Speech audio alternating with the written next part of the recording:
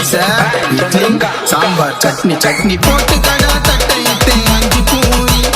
முட்டு கடா வைத்து உள்ள வாரி வாரி தோசை இட்லி சாம்பார் சட்னி சட்னி தோசை இட்லி சாம்பார் சட்னி சட்னி நாரவாய கொள்ளு வலிக்கு 4 சப்பாத்தி அமுக்குடா ஹோட்டலுக்கார காசு கேட்டா அவனை புச்சுன்னு குமுக்குடா தோசை இட்லி சாம்பார் சட்னி